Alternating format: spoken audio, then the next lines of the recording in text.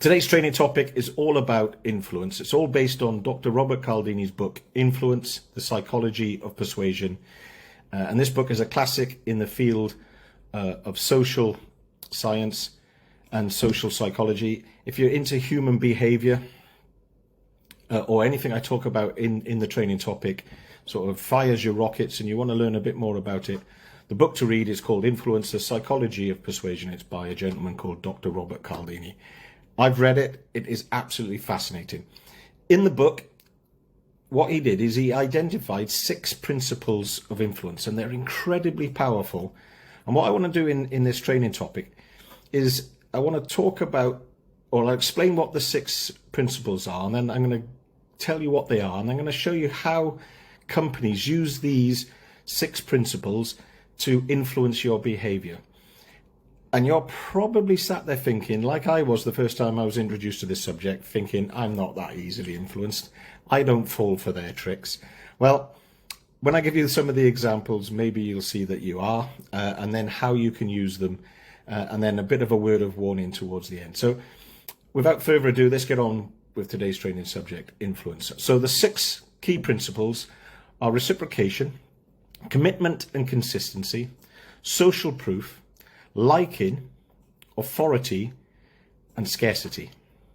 So they're the 6 principles, and we'll go through them in turn, and then we'll explain what they are and how they work, and then I'll give you some examples of how companies, both large and small, can use and do use these principles. So reciprocation is simply this. The principle is that people feel obliged to give back to others in the form of a favour or gift if they have received something first. So basically what this is based on is people feel obliged to return a favour. And if you don't believe me, if you have small children and somebody who you don't like invites your child to their birthday, you are almost obliged to invite that child to your child's birthday when it comes round. If you've ever felt that, and that can, or be ever felt obliged to invite someone to something because they'd invited you to something or your children to something, you've felt the power of influence. And so that's the first area, and it's called reciprocation. If someone does something for you, you feel obliged to do something back for them. The next one, commitment and consistency. Once people make a commitment, they are more likely to follow through with similar actions to remain consistent, so they feel like their behaviour is consistent. And this one's a little bit more difficult to sort of explain and give a really simple example of everyday life. But if you've ever done any sales training, they often tell you to get the customer to say yes to something. So if you say yes 3 or 4 times to a series of simple questions, you're more likely to say yes to the next question. And that's a sales technique that is used, and it is part of this idea of and principle of influence. So that's what commitment and consistency is. And we'll look at a different example when we look at these in a bit more detail once I've explained the 6 principles. So the next one is social proof. And this has become incredibly important, and we'll explain why a little bit later. But people tend to rely on the actions of others to guide their behaviour, especially in situations of uncertainty. And there have been numerous experiments around social proof, and some of them are quite worrying. And if you do any reading around this subject, this social proof is, in my opinion, the most powerful of the 6 principles. And people do things or don't do things based on the behaviours of others when they're uncertain of how to behave themselves. And the classic experiment was basically a group of actors walking along in a busy street, and one of them feigns sort of a medical condition, a heart attack. It collapses basically. And if the next 2 people who are following him are also actors walk past, the chances of the rest of the people walking past is increased. If one of them stops and helps, the chances of other people stopping and helping increases. Now, you wouldn't think that would be the case. You'd think that as human beings, we would immediately stop and help someone who is in trouble or someone in distress, clearly in distress.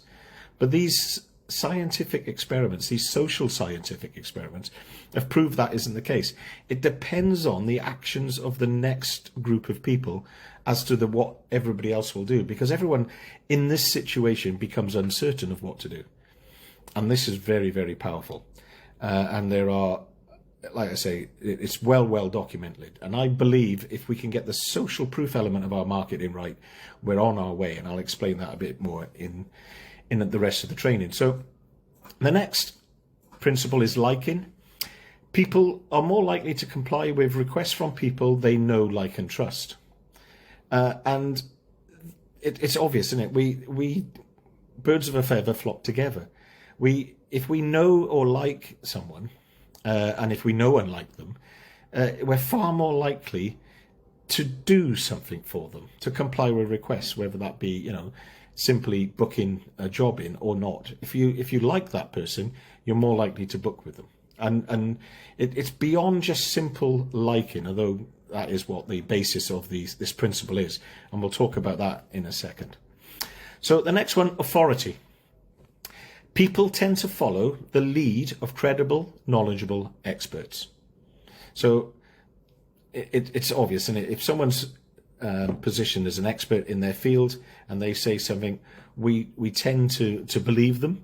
And if they say to do something, then we tend to do it. So the classic example here is someone like Martin Lewis, who does his money show on the telly, and therefore when he tells us all to go to Marks and Spencer's and buy a particular thing because it's on offer, then Marks and Spencer's sell out of that particular thing. Whatever it is that Martin Lewis is talking about, it becomes a topic and people follow it because he's seen as a credible, knowledgeable expert when it comes to financial matters.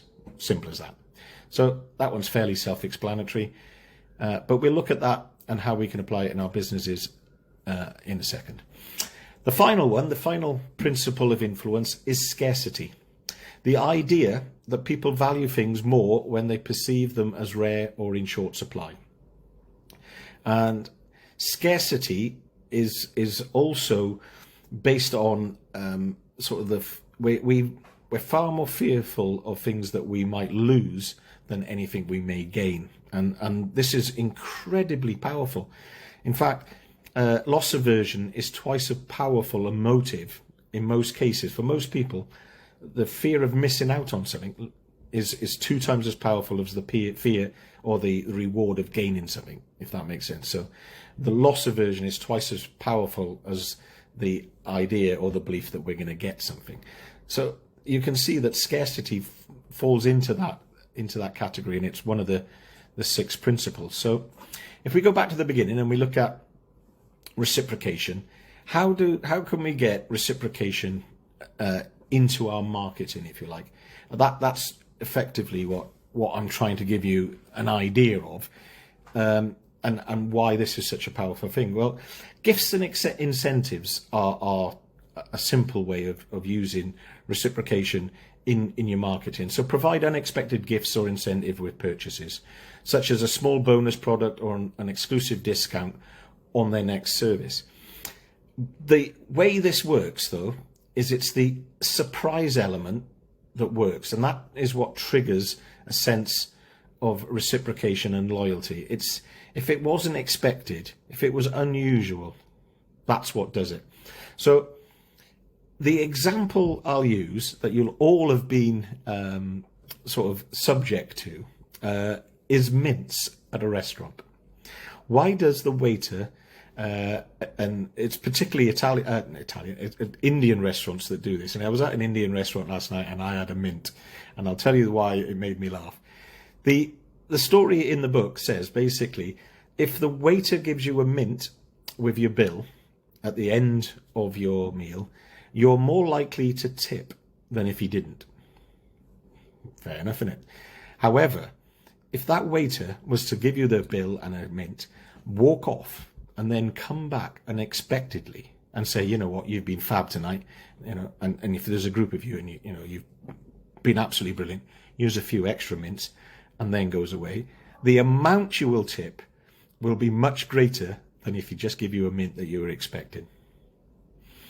Now, you're all thinking, wow, that's definitely happened to me, and there's no way that influenced me.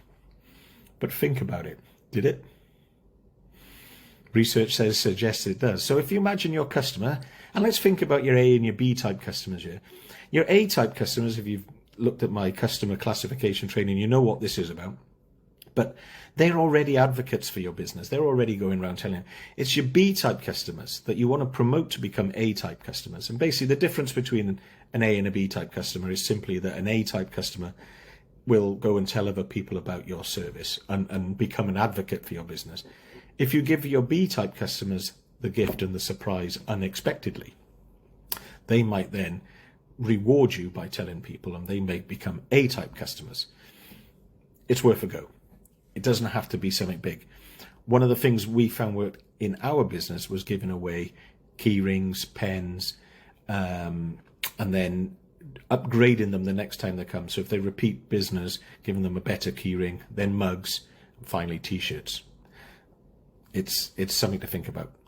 So commitment and consistency. This one's a little bit more difficult to sort of implement, but I'll give you some ideas and how you can get this to start to work within your business.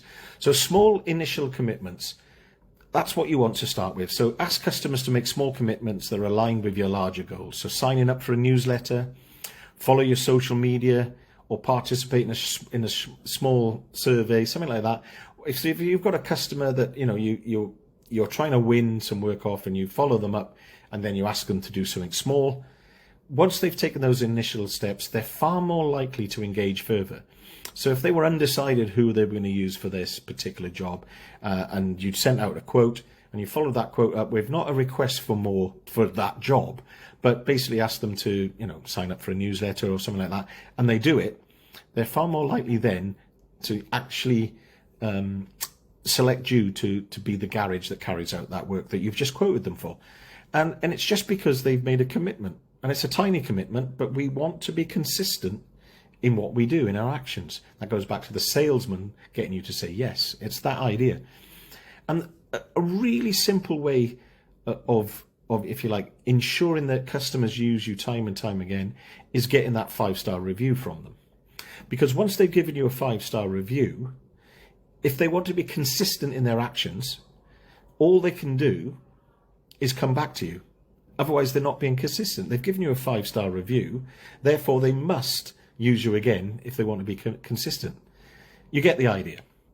So, social proof. Like I say, this is particularly powerful because when people are looking to others for cues on how to behave in situations when they're uncertain, this creates like a bandwagon effect where the people follow, and people will do it. If you like, the masses will follow the trend, even if it isn't the best decision. And the best form of social proof, if you like, is having those reviews and testimonials, or showing how popular a product is in your marketing. And this is, if you like, the best form of use of social media for social proof, is having people saying how good your service is. And by far the best way is to get them to do a video saying how good your product or service was. That is probably the most powerful. And then getting that on your website and getting that in your social media feeds, this is the most powerful thing you can do. Because when people are unsure, and we all know there's a website that just about everybody uses now when they're in a strange town. I'm in Sheffield, never been here before. I wanted to go out for a curry last night. What website did I go to find the curry house that nearest me that had the highest rating? Of course I did. I went to TripAdvisor. That is social proof in action. The power of being on TripAdvisor with a 5-star rating is immeasurable to the restaurant trade, I'm sure. Next one, liking. So Encourage your customers to create content related to your brand. This can include reviews, testimonials, photos, and videos, as I just said. When customers actively engage with your brand, it fosters a sense of liking and connection. Can you see how the commitments and consistency, social proof and liking, are all linked together?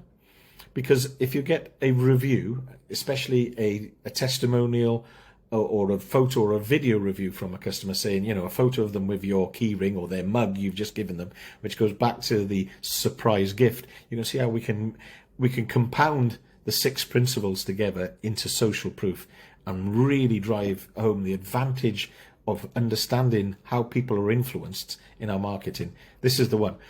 But beyond that, if your customers hang around in certain groups, that be that online or a physical group or network, then you ought to be there. And you ought to be there supporting your customers or people like who you want to be your customers in those groups.